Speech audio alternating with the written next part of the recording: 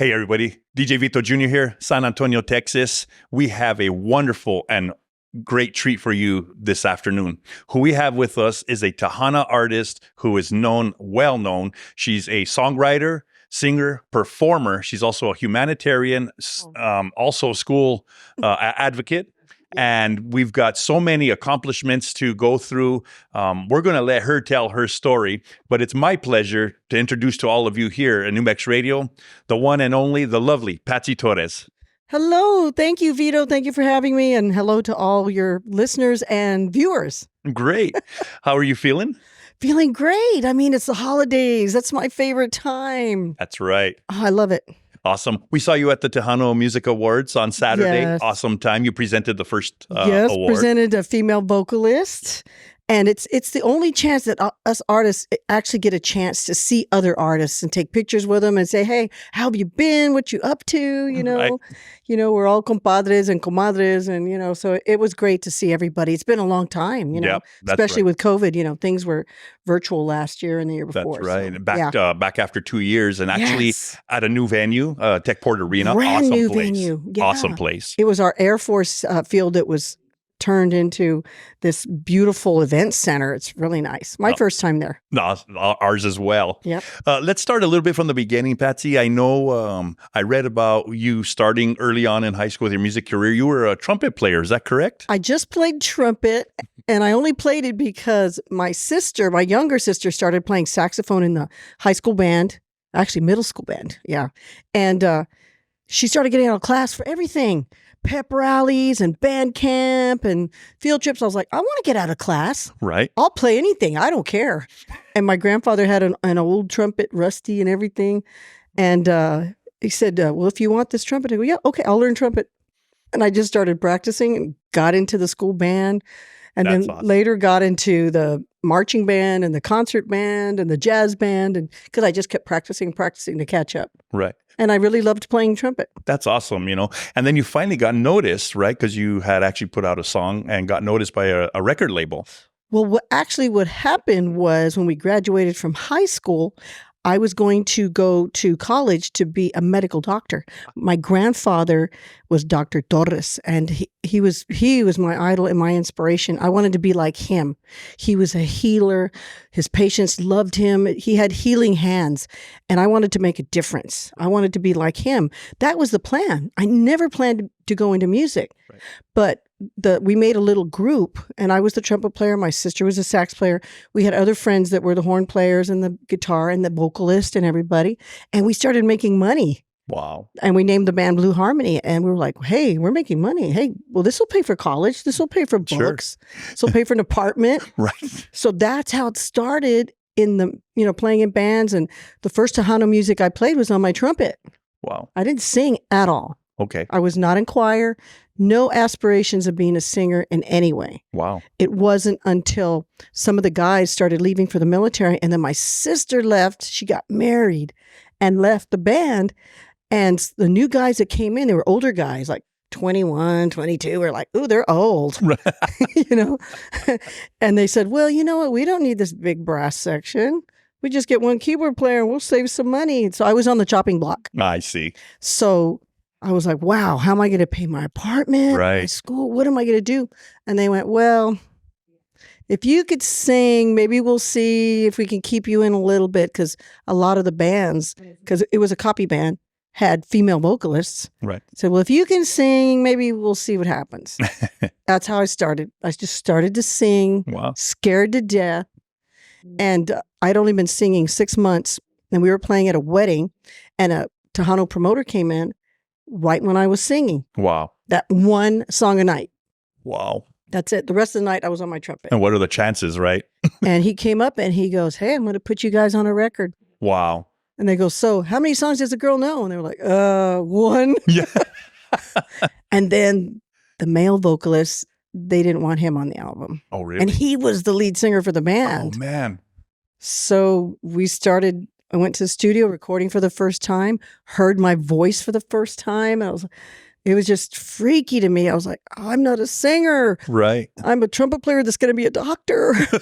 You know? That's amazing you say that, because what we think we're going to end up doing is not really what ends up happening. But fate seems like it took a turn in your right direction because, you've got numerous awards. Your voice is amazing. Thank you. And so, these kinds of things that unfold, your career just took off from there, right? Yeah, I started getting all this attention because I got into college. So I was doing both and it was paying for college. Right.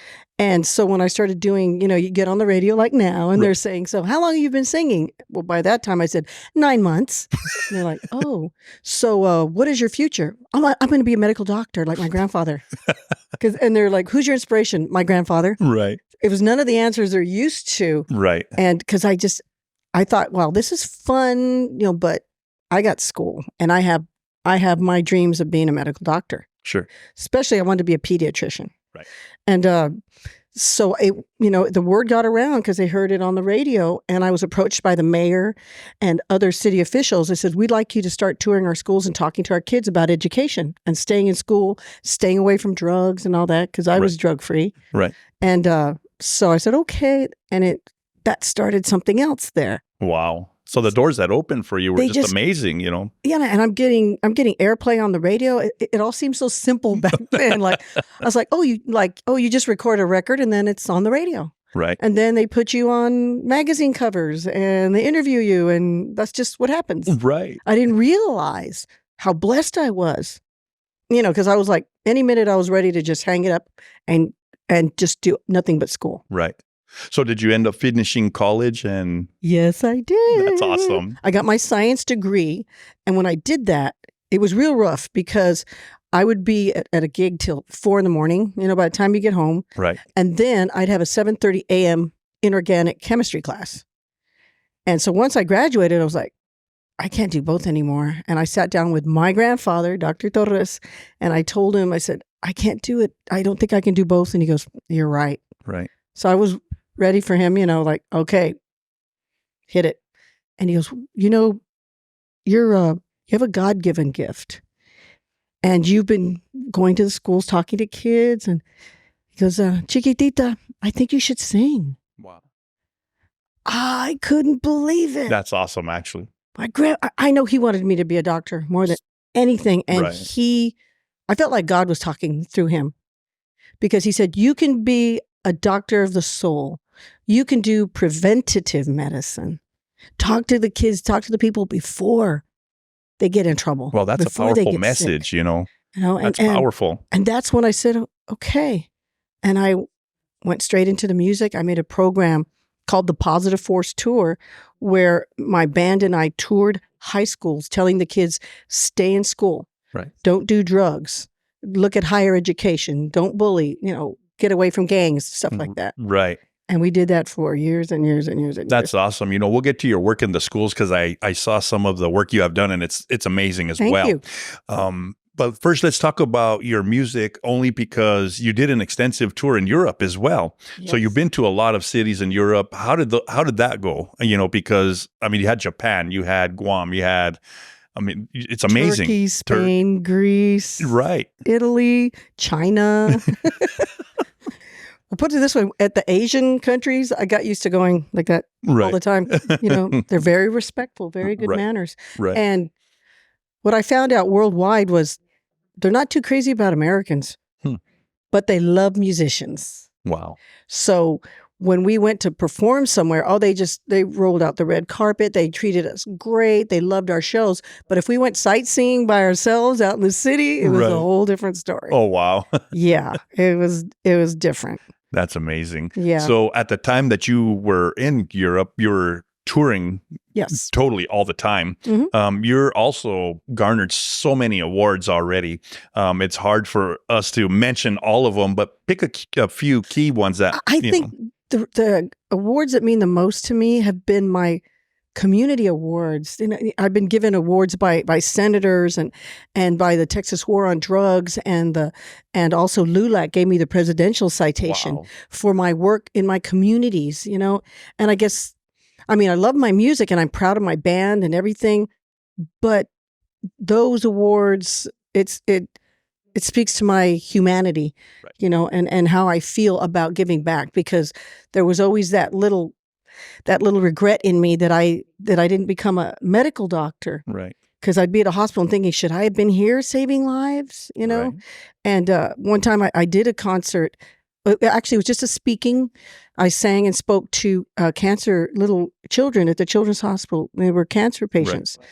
And I spoke and I sang to them and I danced to them and made them smile and clap and everything. And I told my story about my grandfather and how I felt like, wow, I felt like, I guess they heard the regret in my voice that I didn't become a doctor. And one of the doctors came up and told me how much he liked my presentation and the show. And then he says, but I heard that regret in your voice. And I said, yes, I just felt like maybe I should have been here helping these kids, you know, because I'm so blessed to have so much fun to do this on stage and, Right. and give messages through my music. And he said, I've been a doctor 25 years. I do my best for these kids. But what you just did, you put that smile on their face and you lifted their spirits. He goes, I can't do that. He goes, Wow. you're in the right place. That's awesome. And I've always believed that God, when we feel that doubt and that regret, God sends a message through people. They'll tell you something when you need it the most. Right. You know, there's some people say, God doesn't talk to me. He doesn't give me a sign, but he does. But it seems like you got that sign through many people, you know, your grandfather and through him. And, you know, obviously you were in the right place, and, you know, you speak volumes through your music and all your humanitarian efforts and through the schools. I mean, I think it's wonderful, you know, and you've done great with all of that, you know. I guess I see the music part of it. It's credibility. Right. Because why are the kids going to listen to me? Right. I mean, I've met kids that didn't even know I was a singer and they like me, and but that gives me a credibility because they're like, oh, I see you on TV, or now they just Google me right away. Right. You've been to China? You've been here? You've been, how the kids are. Right. It just gives you a credibility that they'll listen, because that's what you want. You want them to hear your message and listen, because you want them to do good. You want them to be healthy and get their education and be successful, and them have families. And, Sure. I mean, that's all we want for our kids. They're the future. And they need guidance, and unfortunately some of our kids need more guidance than others. But what you do for them is amazing, Thank you. You've also been named the Princess of Tejano Music. Yeah. In Mexico, they were calling me Is that what they said in Mexico? Wow. But How do you feel about that? Or Well, I guess, I don't know. I mean, it's a label, I'm me. Because you've had a couple of firsts which we consider kind of groundbreaking in the music business.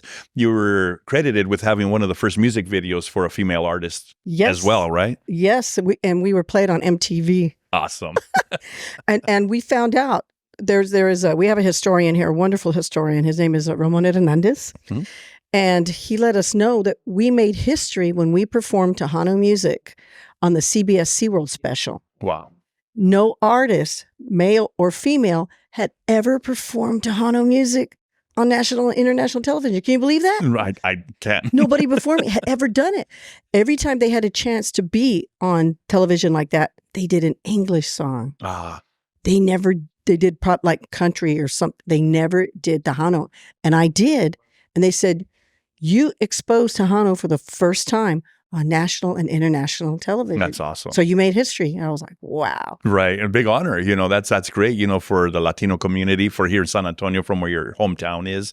That's great. So I've spread it through television. I spread it overseas. Right. And then I was at Fiesta, Texas, here in San Antonio for 10 years, also spreading Tejano music, because people come from all over the world to Fiesta, Texas. Sure. And teaching them. I would explain what Tejano music was, show them how to dance a cumbia, tell them how beautiful Tejano music is, like family music, right? Because the whole family can love it. Right. The abuelitos love it, but then you'll see the little 2-year-old, bumping to a cumbia. They love it too. And that's what I love about Tejano music. Right. That's awesome. It's like, it's the way we all communicate, and any age range. It's clean. Can feel it, Our music is clean, right. Right. It's not like the pop and everything that starts getting, really grungy. And it keeps families together too. The because Tejano they can all family enjoy it. is really tight knit. That was my funnest whenever we'd ever go and do concerts at the parks or the festivals when the whole family could be there. Right. And like I said, from the abuelitos and the parents to the little kids in the front. That's great. Your humanitarian efforts also, your work in the schools, we've touched on it a little bit, but you've gotten a lot of awards for that as well, and working in the schools, helping children and keeping them off drugs and keeping them in school, educating them. It seems like that's your passion for sure. Yes. And we want to commend you for that as well, from all of us here at New Mex Radio, because that's something that I don't think can be done enough. And you do it very well, Well, I think God has plans for all of us. We have a destiny, and He wanted me to do this. And to show you how blessed I've been, the University of the Incarnate Word here in San Antonio called me and asked me to do commercials for them and some promotions and do some events, sing for them. But they didn't have money. They wanted to pay me with semester hours. Okay. So it started like that. Okay. So I took a few semester hours. They go, well, we'd like you to do more. Would you like to get a degree here? I was like, oh, okay. Wow. Yeah, great. So I got a master's in education. Wow. And because I got a 4.0, they said, Patsy, we think you should go on for a PhD. I was like, what? Wow. We'll give you a scholarship. Awesome. I mean, because I didn't even pay for the master's. Right. So I was like, oh my gosh, God wants me to go back to school. I passed all the entrance exams, got in. And I remember being in Japan and sending my stuff in, my assignments in. Right. I never stopped. I was on the road playing and doing my work. Wow. So right around the end of it, one of my classmates said, what's it going to be like when they call you Dr. Torres? Right. And I said, that was my dream. Right. Dr. Torres. And I am Dr. Torres. I have my PhD. Well, congratulations, Dr. Torres. Your grandfather wanted you to do that. Yes. Now, and you were able to do both, the music and get your education, still get your PhD. That's awesome, and I'm sure it wasn't easy doing that on the road, but you made it work for you. I look back, I go, how in the heck did I do it? I remember we were even here when we were traveling in the United States, having to pull over to a Kinko's and get copies of stuff and send my stuff in. I remember when we'd finish a gig and all the guys would go, let's go eat. I go, bring me back something, guys. I got to stay here and study him in the room. Wow. But you made it work. I did it. And I loved it. I loved it. That shows that it can be done. That's it can awesome. be done. That's right. Believe me, education changes you. It's just not a piece of paper. Right. When you go through this kind of anything you learn, it changes you, but it also changes the way you see the world and the way you see other people. Because we see things as we are, not as they really are. Right. So it just opened up my perspective, and it made me understand sometimes what people do and what they say and how they feel, and it really helps. Right. And something else they trained us was don't just take people's word for it, especially the internet. They said that's the worst. There's so much false stuff on there. That's why I wrote Noticias Falsas. And I was going to get to that because you just released that album. You wrote that whole album through COVID. You were able to release, well, I think you wrote a couple of songs and then you found you could write the whole album. You're right. Exactly right. So tell us a little bit about that also. Well, everything stopped. I couldn't see my band members. There was no rehearsals, no meetings, no gigs. Everything just stopped. And I'm the kind of person, I can't just sit and do nothing.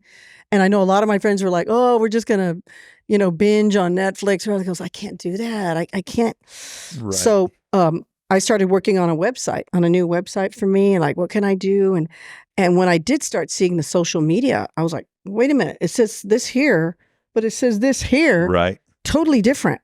And I go, this is false news. Oh my gosh. And then I'm seeing the news. I'm seeing stuff on Instagram and Messenger and change this video. They're going to take it off. Hurry, look at it. Look at it. I was like, oh my gosh.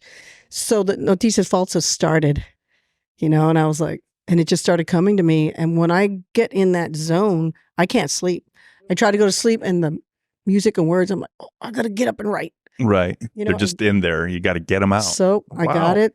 And then it inspired me for another song and another song. And I was like, I think I'm going to have an album. That's amazing. And then our album got last year's Tejano Music Awards Album of the Year. That's awesome. And it was I was really proud of that because that was my husband also produced it, David Lucero, my husband. Right.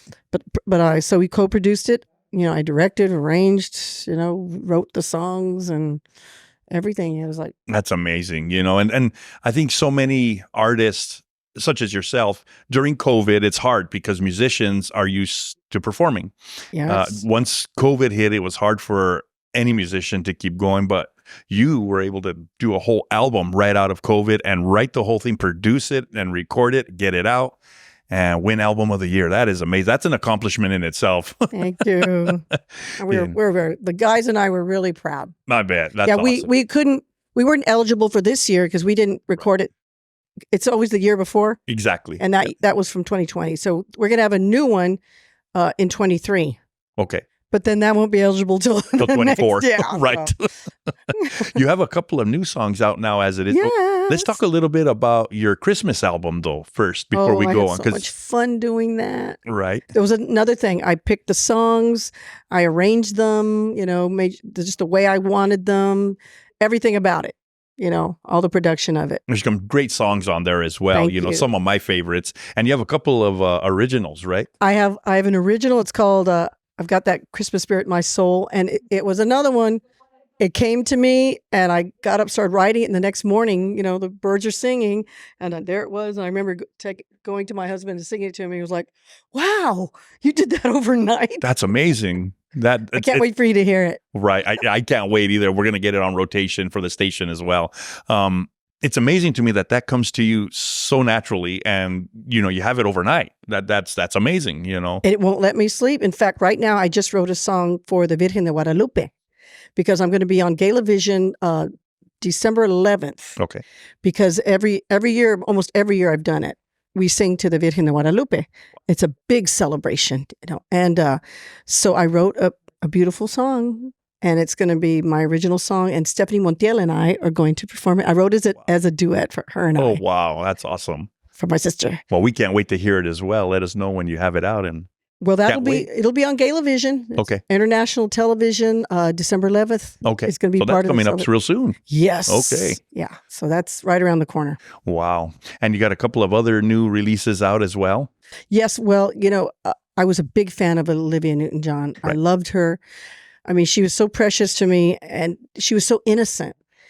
And so many of these singers, when they started, they would kind of change and, get kind of dark and they want to prove they're sexy or whatever. Right. She stayed innocent and I really admired her. So when I found out she passed away, I was so sad. I know. And I did a song, I dedicated it to her. It's called Dedicada a Ti. What it is, it's Hopelessly Devoted, her song that I love. Right. But in Spanish, I translated it and as a cumbia. That's awesome. That's awesome. And it just took off, because right. a lot of people loved her too. Right. Your song before that, Ruben Can't Stop Singing It. Oh, Baila Como la Culebra. That's it. He's already dancing. I'm gonna have to teach him the dance of the culebra. Yeah. But that one, it's got underlying meanings. Okay. Because I made it like cute, like it's a dance. It's about a guy that dances like a snake and hypnotizes everybody. But I was thinking of politicians. Oh. Okay. And not all politicians, so I don't want to get mad at me. Sure. But, the ones that they're up there lying and, do what I say, not what I do. And, right. Just, I couldn't we'll have to take give it a listen in that whole new light. Yeah, the whole new light. To think of that, going in there, hypnotizing everybody, dance like me. Right. Do this like me, follow me. Right. So. Wow, that's amazing. So that's the little undertones there. Cool. We've touched a little bit about all your music, your new releases. You were at the Tejano Music Awards. Give us your take on the Tejano Music Awards, just as your experience on Saturday night.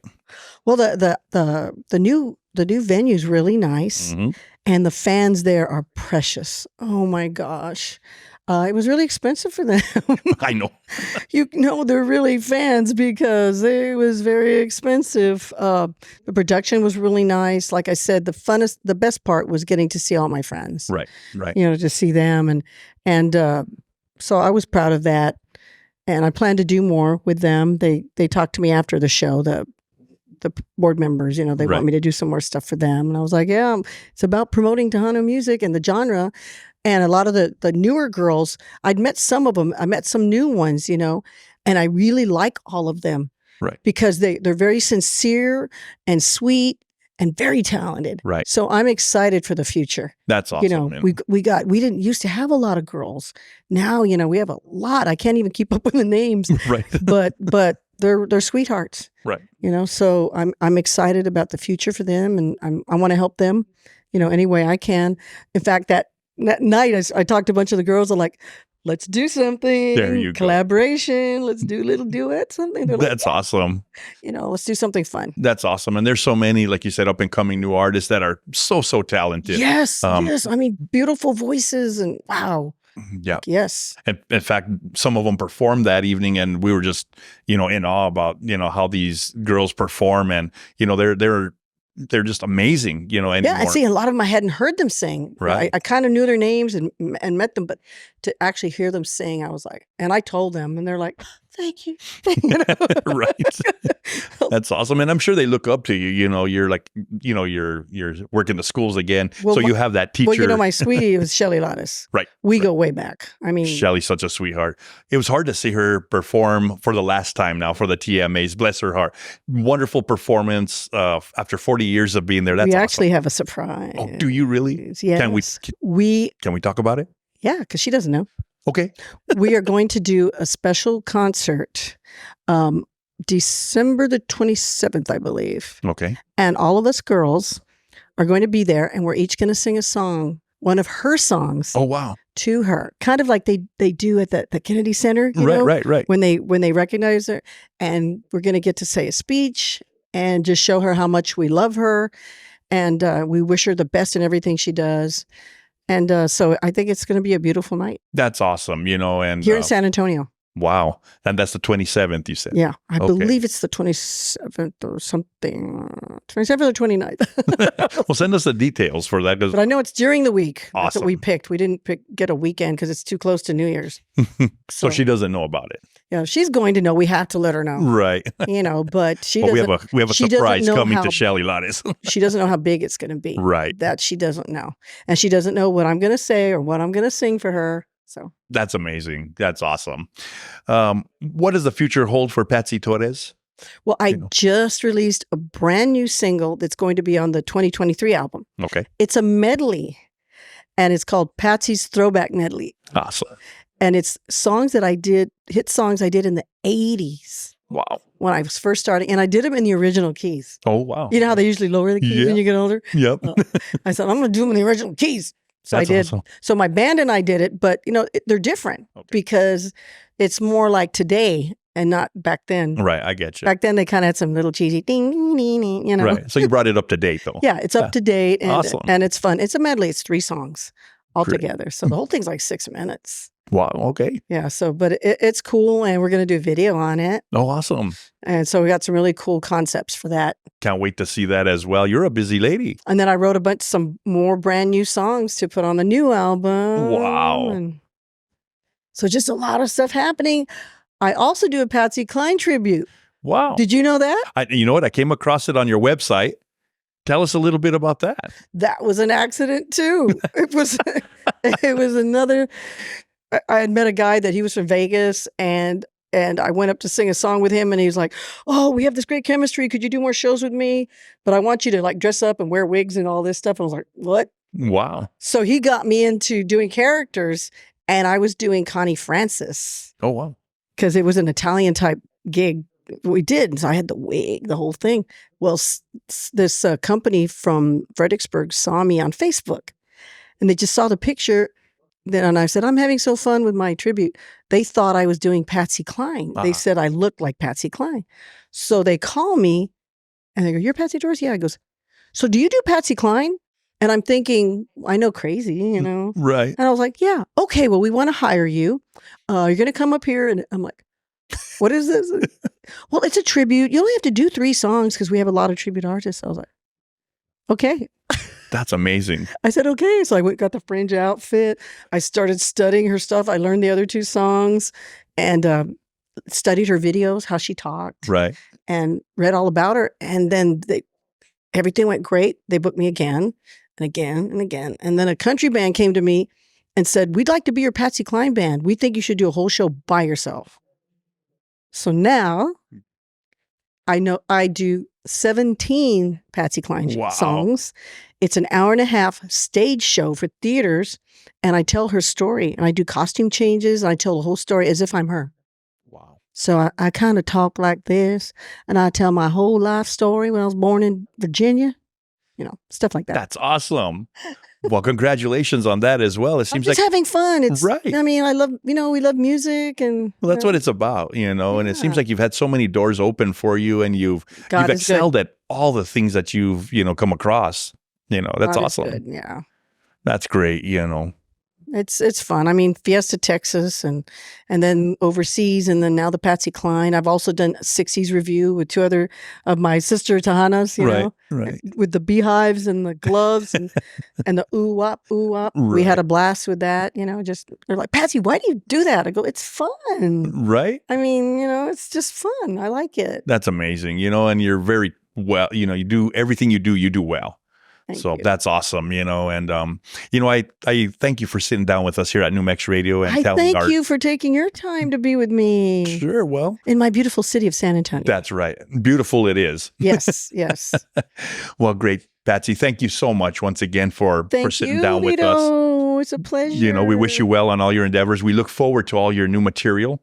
Thank you. If you have anything you need to send us, we'll get you our info so you can send it. I'll be sending you the medley. Awesome. We can't wait. I'll send you my video. That's right. I have a video of Noticias Falsas. Wait till you see that. Okay. I wrote the storyboard and everything for it. I can't wait to see it. It's fun. It's fun. I like doing that too. Right?